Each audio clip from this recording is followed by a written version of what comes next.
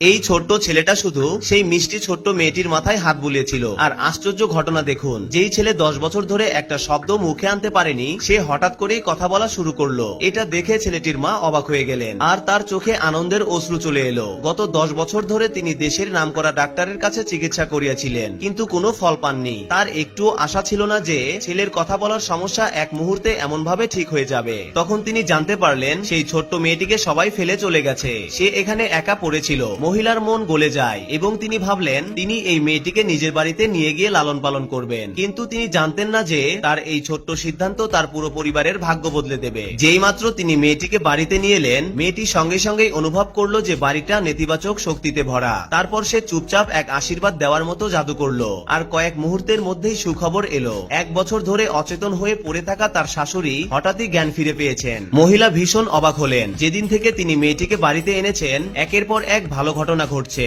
কিন্তু তিনি জানতেন না যে সেই মেয়েটি কোনো সাধারণ শিশু নয়, সে হলো ভাগ্যর দেবী। আর এই সত্যটা মেয়েটির আসল পরিবার জানতই না। তার বাবা তাকে একদিন রাস্তায় ফেলে দিয়েছিল, কিন্তু ভাগ্য হঠাৎই উল্টে গেল। যেদিন মহিলার ছেলে রাস্তায় যাচ্ছিল, সেদিন সে মেয়েটির কান্নার শব্দ শুনতে পেল।